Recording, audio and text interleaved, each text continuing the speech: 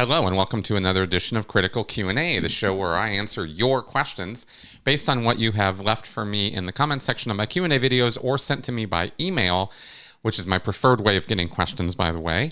If you send them to me by email at AskChrisShelton@gmail.com.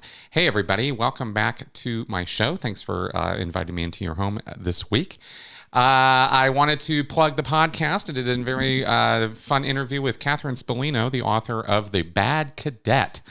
Sort of a member of the Sea Org's lost generation is what I'm calling that. Of Sea Org kids who grew up in the 80s and 90s in the Sea Org and were basically neglected and abused in that environment before the Sea Org finally put the kibosh on having any kids and started doing the whole forced abortion thing.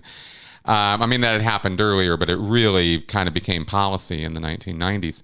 So Catherine and I had an interesting talk about her upbringing in the Sea Org and as a cadet, as a bad cadet, and her book that she wrote about that and her experiences. So I hope you will check that out, as well as my Friday show, where we talked about something a little different, a little authoritarian, a little bit of creeping authoritarianism in the United States via policing and artificial intelligence, and some things that we saw in the news. And I had a guest, John Poe on the go. So, like I said, I hope you guys will check that show out. It might sound or come across as, you know, sort of very reactionary current events, even conspiratorial. And it's, of course, not. My channel is absolutely anti-conspiracy theory. But that doesn't mean there aren't things going on in the world that maybe we might want to have our attention on, because creeping authoritarianism is absolutely a thing. And as much as I love the United States, that's what's going on here. So, all right. So that being said, let's go ahead and get to your questions. Jesse Davis. Hey, Chris, seeing that you're a subject matter expert on cult deprogramming, I wanted your opinion on this situational question. Assuming the Kim regime eventually falls in North Korea, what steps do you think would need to be taken to properly deprogram the population? How would the deprogramming of an entire population compare to that of someone leaving a cult who has the ability to re-enter a society that never fell victim to the programming? I know this has already been done with the denazification of Germany, but I'd like your unique perspective on this present-day situation. All right, Jesse, thank you for asking me about this. Now, this is a complicated and incredibly multi-layered answer demanded for this, and I don't have the time or knowledge actually to be able to give you a very realistic, hardcore, full breakdown on how we would go about this, because a lot would depend on the context of how the Kim regime disappears. And when you look into the denazification of Germany, you find that there were two different approaches taken, both on West Germany's side and East Germany's side by the Western, allied nations on the Democratic side, and the more socialist communist side, and what Russia did with the East Germans. And neither one really worked in any way that it was imagined it would work, because of the just multiple levels on which you need to operate in order to run a society. A lot of people sort of think about this in a very niche, easy way, like, okay, well, I can take one person and sit them down and deprogram them. Now do a population, and it's apples and oranges. The differences are huge, and in fact, I thought I might walk you all through some of these things that I was looking at to try to figure out, well, how would I go about this? The people who had to denazify Germany didn't really do a great job, and they didn't exactly have the full cooperation of the German people, not because the Germans were a bunch of Nazi dickheads, but only 10% of the German population were actually officially members of the Nazi Party. But they definitely were a war-battered, destroyed country that needed to build itself back up. And when you're dealing with 10% of the population of a country like Germany, you're talking about a lot of people that you got to process, go through, figure out how Nazi were they, how long were they involved. How do you even begin to collect that information in a pre-internet environment where you had forms that people had to fill out?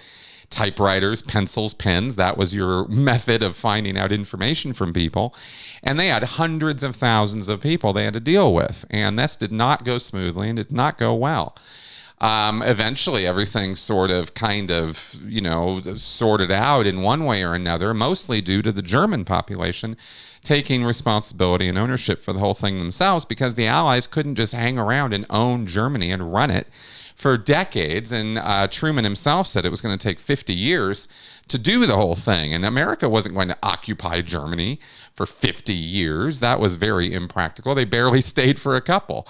Not to mention that you might remember I did a whole podcast on Operation Paperclip, where some of those Nazis were not touched at all. They were just lifted and brought over. I think it was something on the order of 740 or 50 of them were brought over to the United States, and that is what constituted our space engineering program, and is the only reason that we developed rockets and went to the moon. And that we now have GPS and satellite and everything else that we have in our modern world. That's due to the fact that we imported a bunch of Nazis to the United States. I don't say that like, in any way, except it's kind of the truth. It's what happened. And that's all part of that whole denazification process. So it's like I said, there's a lot of layers to this. And what I mean by that is, let's take a look at some facts about North Korea that you might not be aware of. And I thought this might be an interesting opportunity to go into a few facts about North Korea. First off, education. The first thing I think about is education. Oh, well, we'll just get into the schools and we'll just sort everything out that way. Oh, really? Will we? Well, check this out. There are primary and secondary schools in North Korea, and school attendance is mandatory. Secondary school goes up until the age of 16. Now, the literature read by North Korean students is obviously carefully censored. Most writers remain obscure. Their biographical details are concealed. Secondary education is equally accessible to men and women. Women were taught that emancipation came through labor, socialized child rearing, and helping to build a socialist North Korea through productive work. Women make up over 80% of elementary teachers and 15% of college professors. It's a fixed income, by the way, and men look like they make more. The curriculum in North Korea, of course, is focused almost, on the Kim family.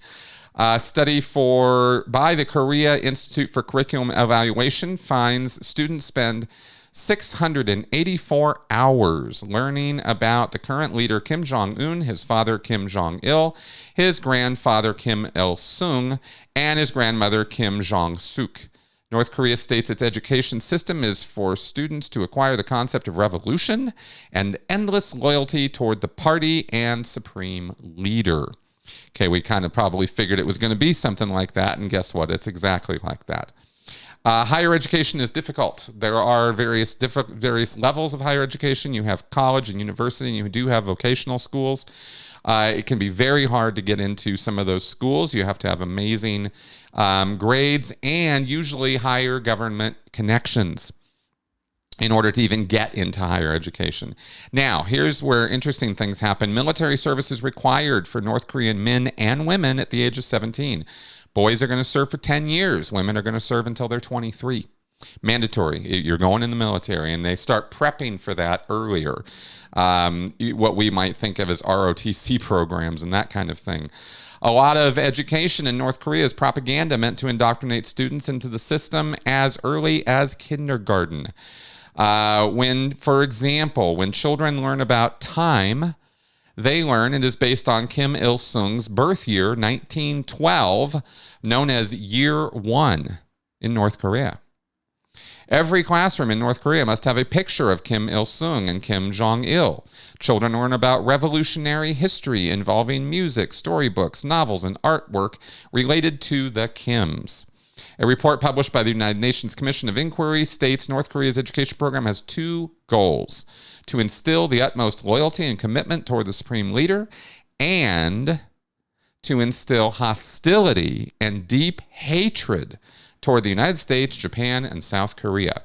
And that factor alone is going to make this a multi-generational activity, because you've got nothing but decades, generations going back 100 years, over 100 years, that have been indoctrinating the entire population that not only is North Korea the be-all, end-all of existence, but very us versus them, and how the very forces, the Western nations that could come in and perhaps help or do something about this, are not going to be thought about by that population as allies or people they want to have anything to do with.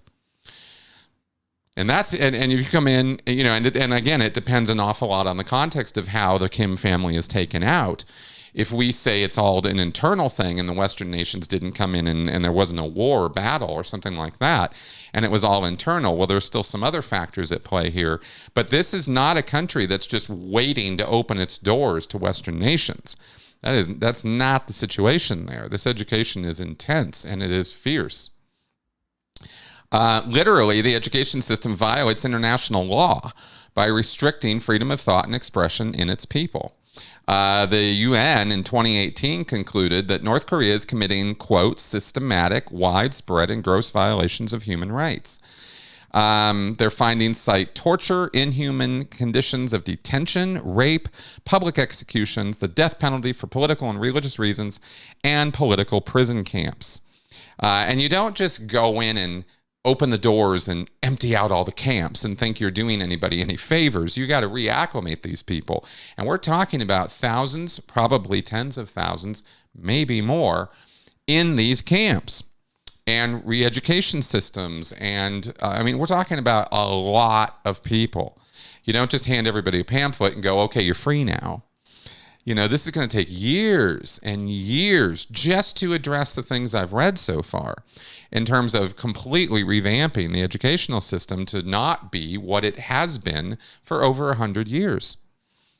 This is a massive undertaking. And then, of course, you have the re-education camps. Now, that is just educational factors. Military age for the Korean People's Army, 17 to 30, conscripted at age 18.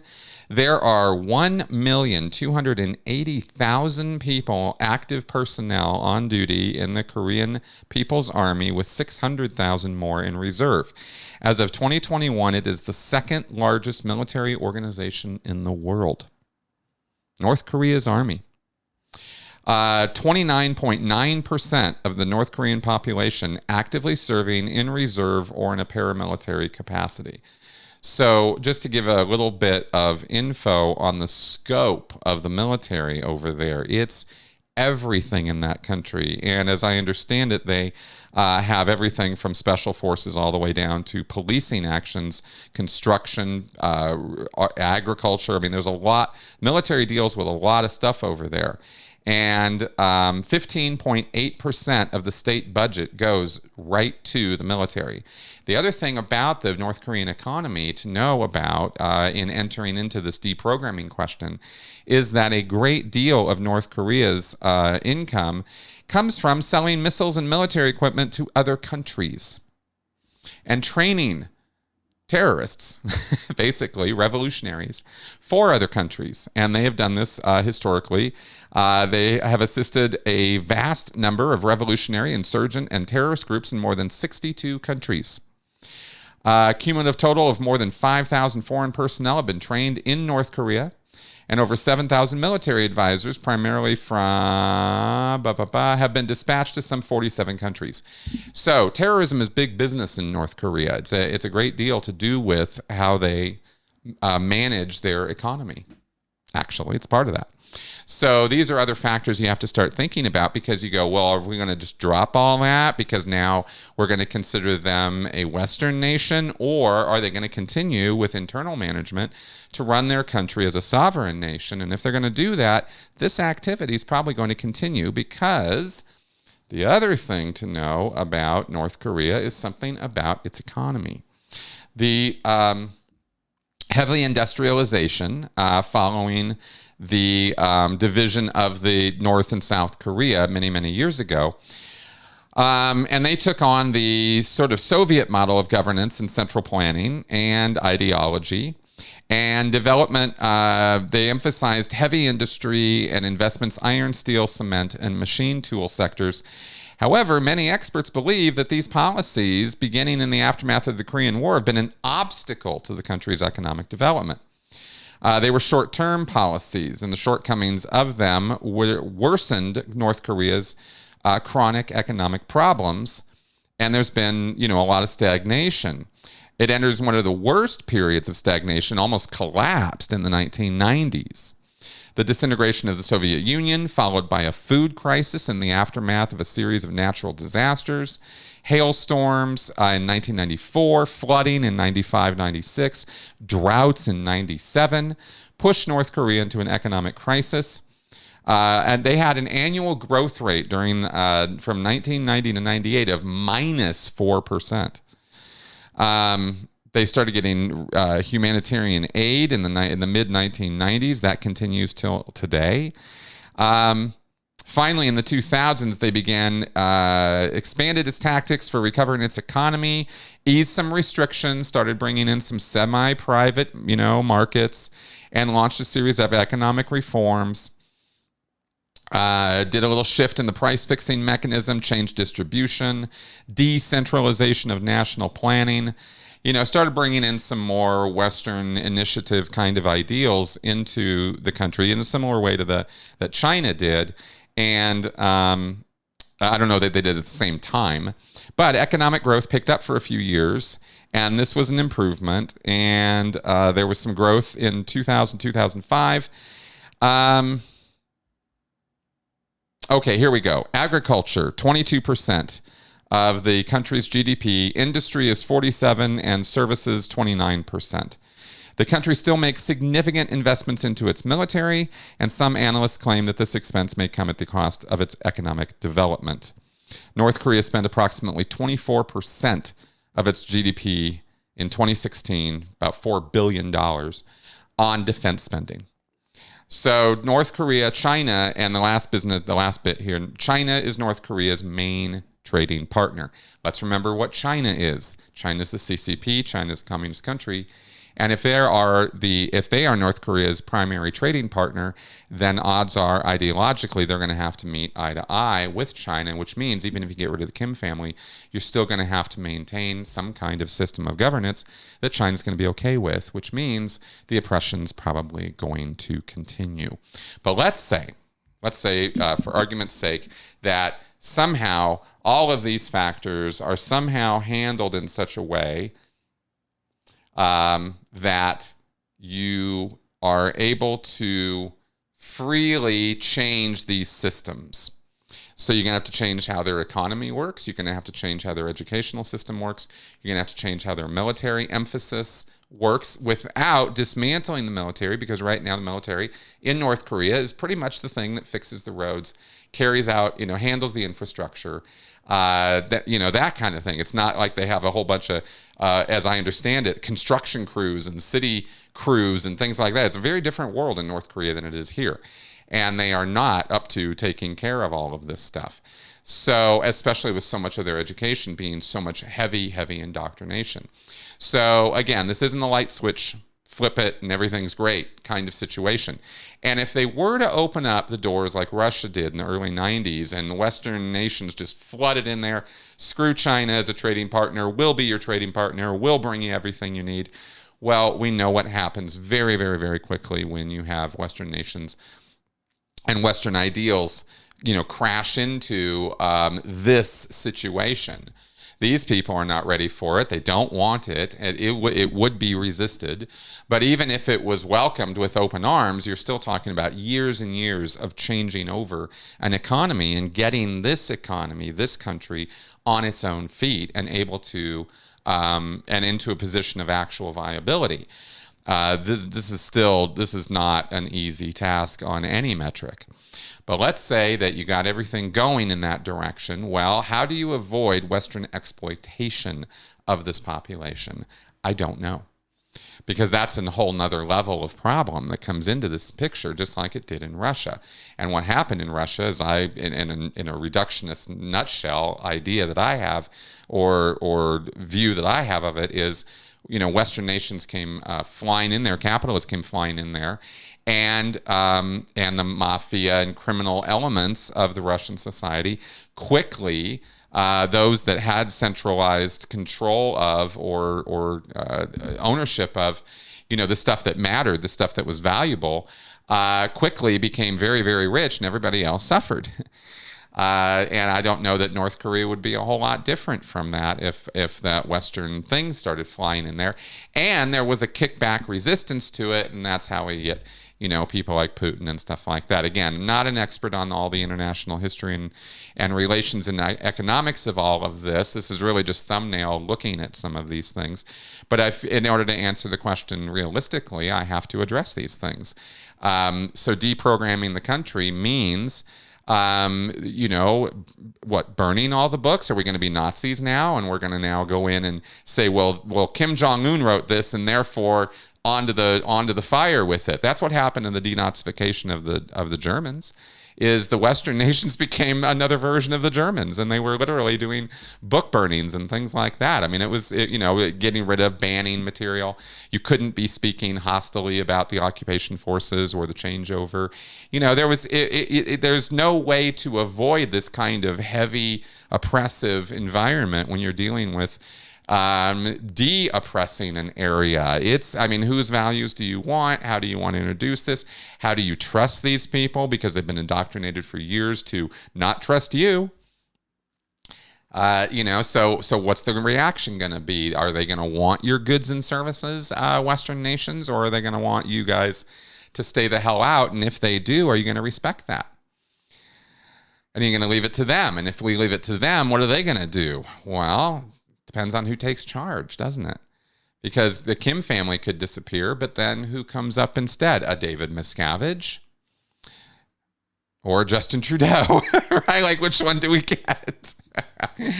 Odds are, out of that country and the people who are in power over there, you're going to get a David Miscavige. And we know what happens when those kind of people take over. You go from one, bad to another. So I'm not saying it's all hopeless or anything, but I am saying in the course of events in history, as we look at, population control and population and freeing populations, we see that this is no walk in the park, and then there are no easy answers to these questions. And that's so I thought I'd kind of deal with it realistically rather than go, oh, well, propaganda, education, that's the way that you go about changing hearts and minds. And if we just got the right messaging on all the right billboards and changed all the books and changed all the teachers and changed all the cultural attitudes, and we somehow did that overnight, go ask Afghanistan about how well and how successfully we know how to do that. We didn't do that at all. And that's kind of on us. That's on them. There's, the clash of cultures and the clash of values, morality, emotional needs, all that stuff I talk about.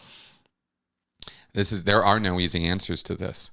So I think I've made my point, and there's not really much of an answer, I guess, but there's my response to your question. And please feel free to ask me anything more about that. I'm happy to dive into more details about this. It's hard. It's hard. So there you go. Michael Yoder, in a lecture on The Descent of Man, 1955, LRH was talking about communication and used several terms I haven't heard. He said that stopping communication acquires mass. He mentioned there-ness several times, communicatingness, and start, stop, and change. Oh, Lord of all things minutia, besides word salad and nonsense, what are the meanings of these? I ask humbly in Hubbard's name, amen. Thanks, Michael. All right, now this one you actually gave me the context for, and I appreciate that because I went and pulled the lecture. And I'm just going to read to you from the scriptures to give you the context of this first thing you asked about in terms of acquiring mass you stop communicating, you acquire mass on the subject. Here's the full quote from this. Hubbard said, now he's talking here about the ARC triangle, affinity, reality, and communication. This is the key triangle in Scientology. These three things are supposed to sum up or total into understanding. So if you want to understand something, you simply have to have affinity for it, have some degree of reality, perception, agreement with it, and be able to communicate with it or about it or around it, you know. And by doing these three things, you will have some degree of understanding of a thing. This is the theory in Scientology. So ARC, affinity, reality, and communication.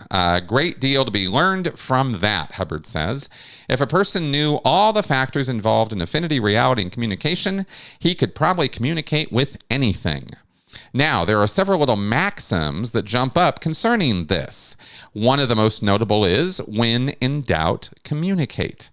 Apparently, we're always better to communicate than not to communicate, because when you stop communicating, you acquire mass on the subject. But if you want to acquire mass, stop communicating. Do you see this? You stand up to a man and you've been discussing things with him and he's rather a violent sort of a man, and you all of a sudden say, "I refuse to talk to you anymore," and then just shut up. The next thing you know, you're going to get some mass, a more violent representation. And I think what Hubbard is inferring there is you're going to get hit in the face, right? Which is the mass of a fist right at you. But there's an underlying principle here, Michael, which is that communication is the universal solvent. It dissolves all things. With communication, you can, I've explained before in the distant past, this thing in Scientology called as-ising something. You as-is a thing, which means you perceive it you create a full duplicate of it in the same time and space in which a thing exists. In other words, if I could take this device, this Stream Deck sitting right in front of me here, and I could create with my Phaeton a complete duplicate of this piece of matter, energy, space, and time that is sitting here in front of me, I would, and put it in exactly the same place. You can't have two things occupy the same space at the same time, and it would, as is, it would disappear, it would go away. And that is sort of considered to be the ultimate in communicating with the thing, because you would be creating a perfect duplicate of it and putting it there in that same space and time.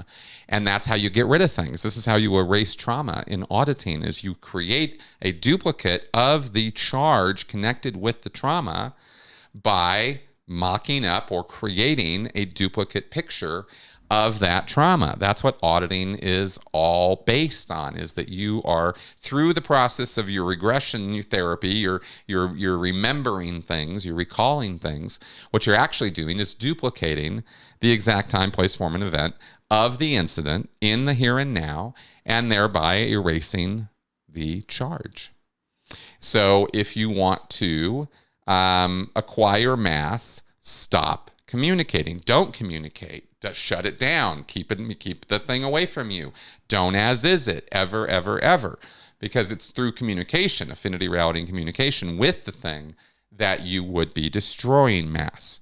So by not communicating with the thing, by shutting it, by keeping it away from you, you prevent any ability to get rid of that problem. Do you see the immediate consequence or implication here for the fact that Scientology shuns critics and suppressive people like me? We are, by their own theory, by their own foundational philosophy, they ensure that by not communicating with us and not dealing with our issues and problems, they make the problem persist forever. I hope all that kind of makes sense in a weird, bizarre Scientology kind of way. Because all I'm trying to point out here is, even according to Scientology's own solutions, L. Ron Hubbard completely breaks them and violates them by creating a disconnection and shunning policy. He says one thing and he does something different. And that's why I wanted to point this out. When in doubt, communicate, unless you're dealing with a suppressive person. And then never communicate with them, and be sure you're always going to have that problem. I mean, Hubbard didn't even listen to himself when he wrote his own policies. You also mentioned there-ness and communicatingness. Now, L. Ron Hubbard made a real thing out of adding N-E-S-S, ness, as a suffix to words in order to make nouns out of them that he could talk about as nouns. It was just a way he liked to talk and think about certain concepts. And here's the context for this. This is later on in that same Descent of Man lecture. Now, there are two crimes in this universe, and all crime stems from these two things: to be there and to communicate. Okay, this is sort of not a joke, but it's sort of always told in a sort of there's two crimes in this universe. There's two things you do that are not really crimes. He's being a little ironic. But he's saying these are the things you're always going to get in trouble for. These are the things that people are going to hate you for. These are the things you're going to end up in trouble for, is being there, just you exist, and communicating. Okay? And isn't that funny? Because how can you do anything else but be there and communicate as a thetan or as a person? You can't. He says those are the two crimes of this universe: there-ness and communicatingness. If you have any doubts whatsoever about the criminality of communicating, you should realize that the law is powerless to act in the absence of a statement by the criminal. It can only punish if an utterance is made. Well, no, that's not true at all. You have the right to remain silent, but they will definitely punish your ass if they have evidence against you, regardless of whether you communicate or not. This is the kind of curvy bullshit that Hubbard would always sort of throw into his lectures and go, see, I was so clever there. Yeah, if they only punish you if you make an utterance, No, they don't. That's not how that works at all. But Scientologists hear that and go, oh, that's so clever. So anyway, when it comes to there-ness and communicatingness, Hubbard is talking about the state or quality of being there and communicating. And that's really all that is wrapped up in that particular lecture there. And then you also mentioned, finally, start, stop, and change. Now, this is a very common word description of control. In Scientology, if you have the ability to start, change, and or stop a thing, you're able to control it. Right? If I can start, change, and stop this deck of cards here, I control it. Pretty simple definition, pretty simple concept, and that's what that means in almost every lecture where Hubbard brings that up. So there's the answer to your minutia for this week, Michael. Lauren Gray. Growing up, the only concept of past lives I was ever exposed to was that of reincarnation, such as in the Eastern religions, where it is an incentive to be good in this life so that your next one is better. However, I'm noticing that high control groups seem to be using the idea of past lives pretty frequently, both with and without members laying claims to famous names. I was Cleopatra and also Joan of Arc. This, to me, is very curious and interesting. Could you talk about why this is and what functions past lives serve for cults and high control groups, Scientology and otherwise? Also, does it take a lot of effort to convince people they have had past lives? All right, Lauren, thank you for this question. Basically, what I'm going to say here is that it's really articles of faith are what bring a lot of power to groups, because there is no proof necessary. You simply have to believe, and by believing, you're supposed to be granted special powers or abilities or perceptions. And this, of course, is just nothing but pure imagination, but people will take ideas that they can't prove, that they want to be true, again, because it fulfills emotional needs, aligns with their moral foundations, and makes sense to them in some fashion. And past lives make sense to a lot of people. It's easy. It's an easy sell for people because it stems from the fact that people don't want to die. And wouldn't it be great, and this is certainly me speaking in my own experience in Scientology, wouldn't it be great if you knew you didn't? And you could just claim that as a certainty. You just knew, I've lived before, and therefore I will live again, and therefore the loss of this body in my life, and dying, in other words, isn't so tragic, isn't so horrible, isn't something to be so scared about, because it's not like it's one and done. It's not just one and done. You have a multiplicity of lives, and therefore your existence is assured. Then it really just becomes a question of the quality of your existence. Are you going to be a rock, or are you going to be some, God? Well, Scientology is saying that you have this faith that you can believe that you are an infinitely aged, immortal spiritual entity, And isn't that wonderful? And generally for people who don't think the thought through too much, it sounds wonderful, right? But you really start thinking about what it would mean to live forever, especially in a human existence or in bodily existence, organic existence. It would be awful. It would be horrible. I mean, there's a certain point where you're kind of done. And everything you can experience, you've experienced, and everything you can do, you've done. You know, let's say, what does it take? 400 years, 500 years? I mean, how many things are there to do? How many books are there to read? How much life is there to be lived before you're really just repeating yourself over and over and over again? You're going to hit that point, whether it's 500 years, 1,000 years. Maybe you're incredibly creative and it's going to be 2,000 years. But there's going to be a point where there is nothing new for you. And at that point, life becomes a drudgery. Life becomes awful. And so I believe now, having really kind of gone down a few rabbit holes in that direction, in terms of study of philosophy and existentialism and existential psychology and stuff like that, I find this stuff fascinating. And dealing with my own recovery, of course, because I come from this belief set of past lives are a thing, future lives are a thing, therefore my survival is assured. Well, I'm not so sure of any of that right now. I don't have any such beliefs anymore. And so the value of this life suddenly becomes amped up quite a bit, which speaks to one of the reasons why you can utilize things like past lives with members to advantage the leadership, because you can get these folks to do things they wouldn't normally do if they thought that dying wasn't a real big deal. This is Heaven's Gate. They all committed suicide. That was tragic and awful. But not one of them thought that their existence was ending. They were absolutely convinced, and I mean this, they were absolutely convinced that by killing themselves, they were doing exactly the right thing to ensure that they were going to have a continuing existence with the aliens behind, Comet Hale-Bopp.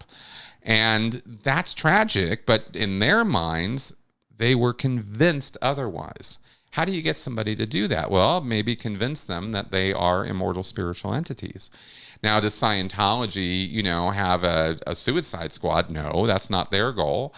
But, could they be pushed in directions where they will endanger themselves, put themselves in peril or harm's way in order to maintain the religion or protect David Miscavige or L. Ron Hubbard?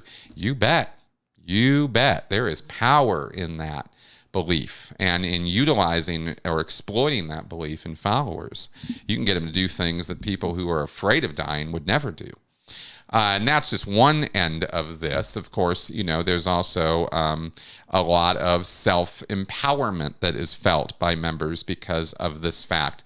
Because now they feel transcendent. They feel, sort of this binary thing where they are not their bodies. This becomes a shell. It becomes a set of clothes. It becomes something unimportant. Oh, bodies are a dime a dozen. And by doing that, you immediately devalue all the things your body is telling you. When it's sick, when it doesn't feel well, when it needs rest, when it needs food, when it needs things, you can disregard it. It's just a body. Pfft, I'm cause over that. I'm separate from that whole duality thing. So this gives, again, advantages to cult leaders in terms of how they can manipulate and exploit their followers. So that's a big reason why you'll see this specific belief or something very like it being pushed is because of those advantages. So there you go. Renata F. I'm from the Czech Republic, and I watched many of your videos. It is very helpful, including the coercive control topic. It's healing, and thank you for that. I'm contacting you concerning the topic of repayment/refund. There is not many information out there about it. It's clear that the other abuses in the Church of Scientology are of greater priority, especially those in the Sea Org and the psychological abuse, but the situation concerning repayments, quote-unquote, money on account, in Scientology is also energetically uneven. They are super active when they want money, but complete opposite when it comes to balance. Financial abuse might have similar or same impact on emotional health as other abuses. Never pay the Church of Scientology in advance.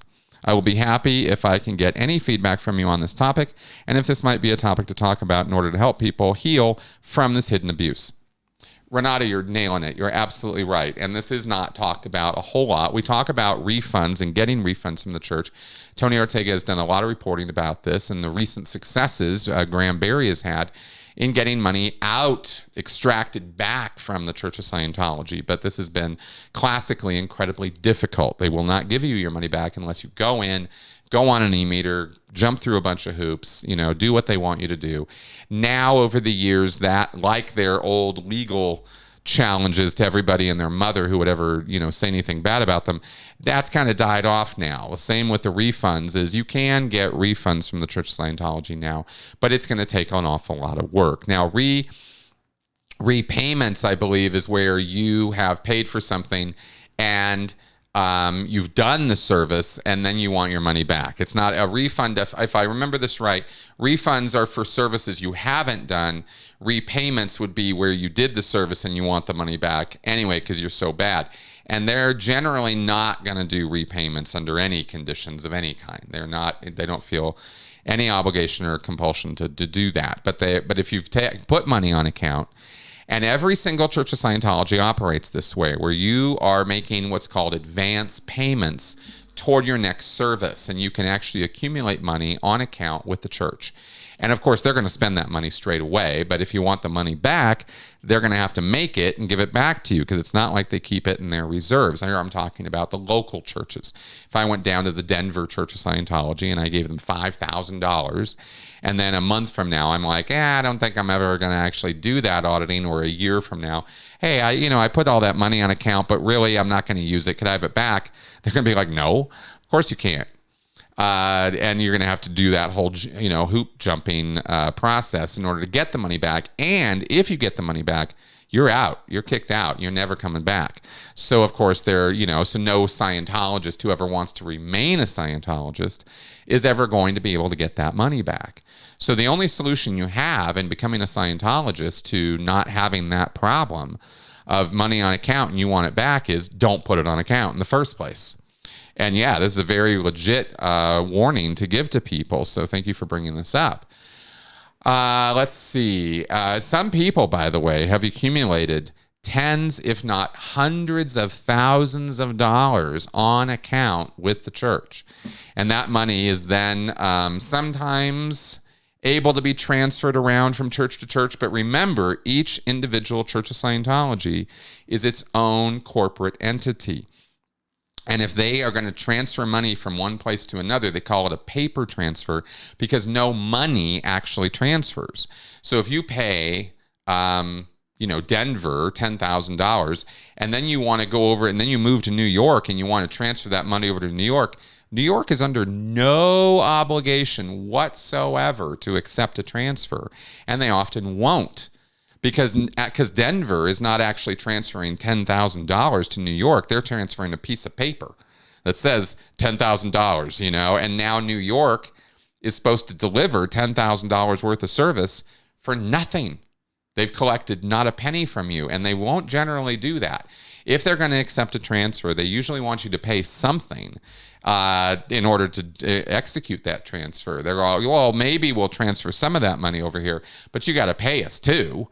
And that's and you can kind of see it from the organization's point of view, but you also see, wait a minute, I thought this was all Scientology. Isn't this some kind of monolithic Scientology unit or organization? And they're like, yeah, no, it's not. And sometimes when you go up to a higher level organization, you can transfer that money. They'll accept a paper transfer. But again, only after you've put some money down, some new fresh green coming in for them. Otherwise, they don't really necessarily feel compelled to accept those transfers. They're like, yeah, no, we're not taking that money. So basically, it all works in their favor, right? If they want it to. And very, very rarely does it work in your favor. So that's transfers in Scientology. John Michael Hewson. As someone who works in litigation, I'm almost ashamed at how the art, quote unquote, of examining a witness is not about revealing or approaching truth, but more about the witchcraft and cruel game theory of making people appear untrustworthy or casting the shade of doubt on testimony through rhetorical tricks. While it's important to carefully examine witnesses and sometimes to confront them with unpleasant facts, I think all that can be done without the theatrics and rhetoric that are not designed to engage our critical thinking, but rather literally to disable it. When we look more broadly at sales and marketing, not to mention politics, I wonder if it makes sense for you, as a former cult member, to consider the extent to which mainstream culture is an environment openly hostile to critical thinking. Doesn't it appear as though a cult-like environment is infecting our broader culture, and that just living in society presents us the same challenges to liberate ourselves from the confines of a situation that is constantly operating against our ability to be autonomous and reasonable? As someone who has emerged from a true cult, do you sometimes find yourself going through the same process all over again in civilian life? I realize that on a micro level, we have extraordinary freedoms. But on a broader political and cultural level, I think sensible people and sensible thinking are very marginalized. I'm very curious to know your perspective on this in light of your experience as a former Scientologist. Well, John, thank you very much for this question. It's a great one, and one that I have spent years of teeth-gnashing frustration over experiencing. You're absolutely right. There are all kinds of coercive and manipulative and propaganda-like activities that go on in our culture and society that don't have to come from cult leaders or charismatic centralized authorities in order to be very irritating, annoying, bothersome, and even controlling. We've got all kinds of levels and factors in our society to deal with and contend with that doesn't seem really to be stacked in our favor. And this is a constant problem. And we have certain factors in our society, certain systems, our political system and the machinery that exists within the political system, the left machinery, the right machinery, or, the Democratic National Committee, the Republican, the GOP, and these sort of like mechanisms that are built at the city, state, county, federal level that we are constantly fighting. And and what is that all about? Well, it's supposed to be about legislation and regulation and control of society so that people can live their lives according to our Constitution. That's what it's supposed to be about. But every level is always trying. The thing about human beings, whether it's in the government, whether it's a church structure, a religious structure, whether it's a corporate structure where we have to go to work, and those things are supposed to be producing products for society or offering services for society so that there's exchange, and that does occur. But when resources are centralized in government, religious, or corporate structures, and they don't distribute that wealth or don't distribute those resources equitably or fairly, we have the inequities that we have. And this really comes down to human greed and human nature. Greed, nature, these are all kind of stuck together. And our ego and our emotional needs of me, now, I need my thing before you're going to get yours. This is something that dwells, this little evil imp that dwells within all of us, and it makes us act very selfish and very even cruel toward other people. And then when we get into groups of people doing this to one another, all of the same cultic phenomena emerges. Us versus them, right? They're the bad guys, we're the good guys. Whether it's sports or whether it's, again, corporate or whether it's religious, right? The Baptists, we're the best Baptists and everybody else has no idea what they're talking about. And it just takes a little bit of push to dial that up to 11. And suddenly we're in extreme land where violence starts becoming justified against people who aren't us. Or other unfair measures can be enacted because they're bad and we're good. This is just common human behavior, and this is what emerges out of cult studies as you realize, oh my God, everybody does this crap.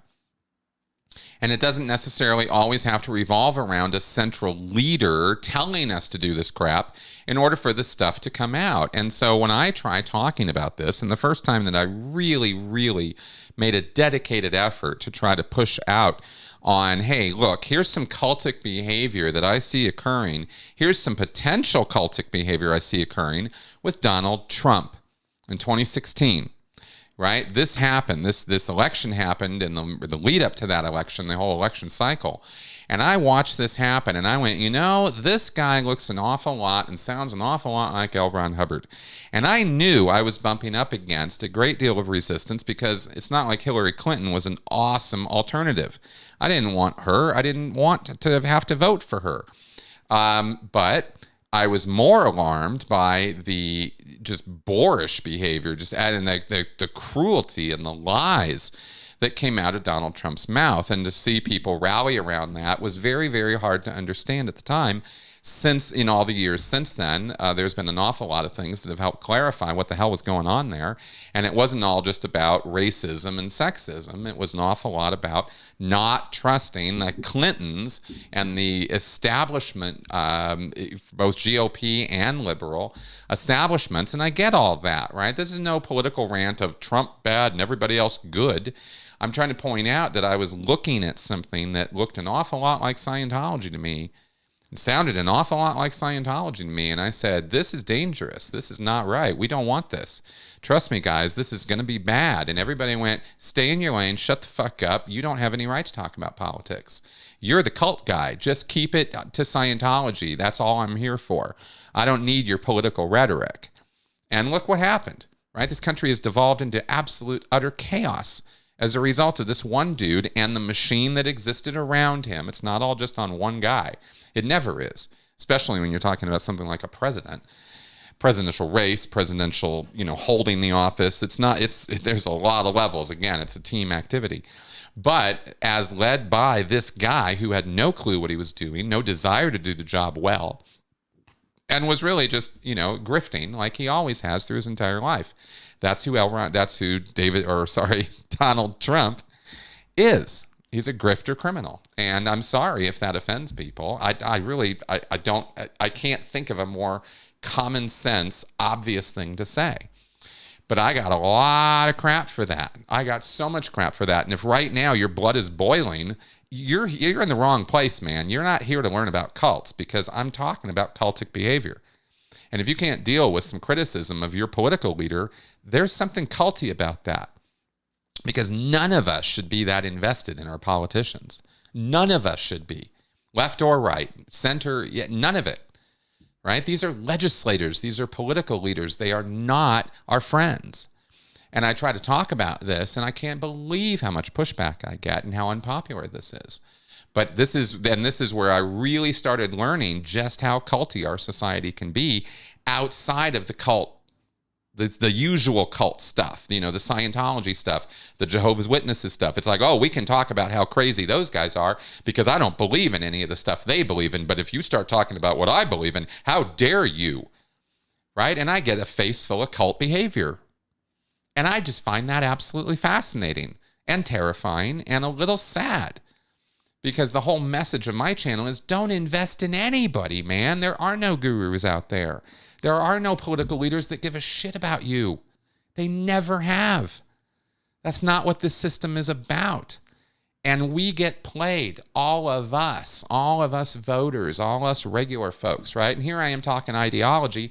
I could easily be talking about this in the confines of organized religion, because not every religion is a cult, not by a long shot. But there's an awful lot of people out there who think they are, right? Every religion, it's all a cult. No, but there's culty behavior because they're groups of human beings, and human beings can't help themselves when they get into groups. They get into cliques, they form hierarchies. I want to move up the ladder. I'm going to be forced down the ladder. All the power plays and nonsense we get into. We can't help ourselves. We're human beings. This is what we do. And conflict is what drives us, and trying to predict the future and trying to survive and trying to move forward is what we're all trying to do. But we're endlessly error-ridden in our calculations and predictions and ideas of things.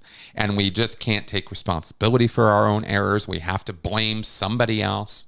It's always somebody else holding us down, oppressing us, the systems of oppression we live in. Now I'm going to piss off all the left people, right? Because, yeah, we do have oppressive systems in certain contexts, in certain places, and under certain circumstances.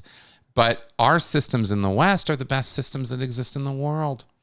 You know, to put forward personal initiative and freedom and recognition of human rights and the responsibilities that come with those rights.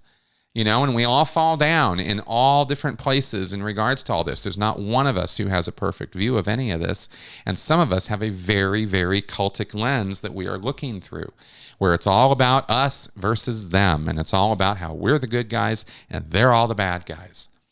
And again, we can't help ourselves. This is just human nature. So this is one of the things that I have struggled with for many, many years, is really just trying to come to an understanding of this, and then realizing I'm just as susceptible as everybody else to this. I come out of Scientology and I am determined not to fall for another cult. And then I go a little too far down the left rabbit hole, and I see, you know, I'm trying to think about human rights and helping people and realizing personal freedoms and a progressive sort of lifestyle where we can all kind of get along better and maybe treat each other okay. And you find out you keep going down that rabbit hole and it goes to some dark places, and you go, whoa. Got to pull back from that. And then you start going over toward the right, and you're like, whoa, no, these, you know, this isn't what I'm talking about. And so I end up kind of in the middle, and then I realize, no, I need to come out of this whole thing, right? I need to not be part of any of this. And so, you know, ideologically, religiously, sports wise, you know, whatever category or spectrum you want to put up, you know, I realize getting too invested in any of this is the trap. That's how we fall into this problem, is we overinvest ourselves. We over-identify with our groups. You know, it's our way or the highway. And we fail to see the value in negotiation and compromise, because that takes an awful lot of frontal lobe work. And as I've gone over many, many times now, and will continue to go over, because I think it's fascinating, it's our emotional needs and our moral needs and foundations that are driving our behavior, not our frontal lobes. And that's a problem. That's a real big problem. And it creates all this kind of culty behavior all through our society at every level. Haven't even talked about the socioeconomic issues, but again, same, right? Different levels of socioeconomic status, different needs, different morals, different values. And that's what drives the behavior. So yeah, this is something I've been dealing with for a very long time. And as you mentioned in the question here, we build this into our structures. And so we have a court system that, as you mentioned, is more interested in rhetorical tricks than critical thinking and the truth, because it's our side has to win through any means possible. And it's not about finding truth. It's about resolving criminal charges and staying out of trouble or getting into trouble. And then it's about incarceration, which is not about rehabilitation. It's about punishment. That's how our entire penal system has been built, is on penalizing, not rehabilitating. And that, you know, is going to result in what it results in, especially in the United States, where we are slap happy about throwing people in prison. We're crazy on the topic, right? We've lost all perspective on how human beings actually are kind of a product of their environment very much. And if you are not, you know, if you're born in an area that doesn't have, that's had all the opportunities sucked out of it, you know, good luck getting out of that. Some people can, but to pretend that that's a level playing field with people who are born with silver spoons in their mouths, or even middle-class people who do have some opportunity in their lives, used to at least. Now the differences are becoming so great that the cultic behavior, the anxiety levels come up, and the extreme thinking is that much easier to engage in. The more we see these gaps in socioeconomic status in history, the more these stressors become more and more predominant in society. And that's the only thing that really worries me at this point is, you know, can we overcome those stressors and bring the temperature down Well, not as long as we keep separating out the socioeconomic statuses and the rich keep getting richer and the poor keep getting poorer, and there's more and more and more poor being made. These are drivers of cultic behavior, of extreme belief, right? So that's why I talk about all this stuff. And this is just my perspective, but you asked me, and so this is what I kind of think about all of this. There's no easy solutions here. All I can think to do with myself and my position here is do my best to try to educate and inform, and of course get along in my own life by being kind of mildly entertaining at the same time, right?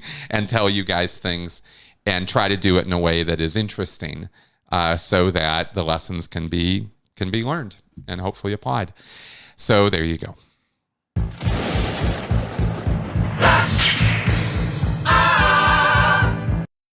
All right, let's do some flash answers. Robert Tobias. In the unlikely event that the Church of Scientology is actually held accountable for their alleged illegal activity, how many Sea Org members do you think will drop their bodies, quote unquote, unalive themselves, as other zealous cult groups who believe in reincarnation have done in the past? Okay, Robert, thank you for this. I don't think there would be a lot. I could see maybe Miscavige pulling something like that, but otherwise, I don't really see any kind of like mass death problem in Scientology with this. They don't really think that way. That's not really, I answered earlier about, some of the ways that past life belief can be exploited. And yet in Scientology, I have a hard time seeing it being pushed in that direction. So I don't think very many. PM. If the Sea Orgs were an alien race in a Star Trek movie, would they then be called the Sea Borgs? Yeah, you will be assimilated. Resistance is futile.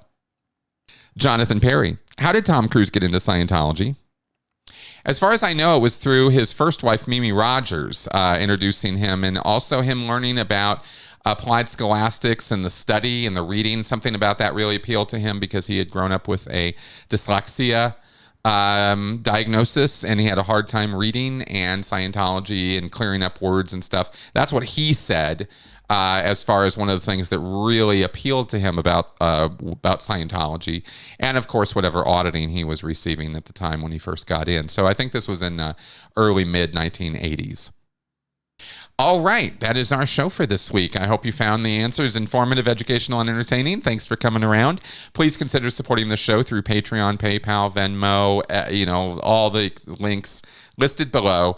And if you need any assistance, consultation, I am available for professional consultation at an hourly rate to help you either overcome the history of coercive control in your life or deal with a coercive situation that you might be experiencing right now, or help your friends or family who might be in a cult or coercive situation. I can help with that. So you can contact me via this channel and or via the AskChrisShelton@gmail.com, and we can connect on that. All right, I'll see you guys next week. Bye-bye.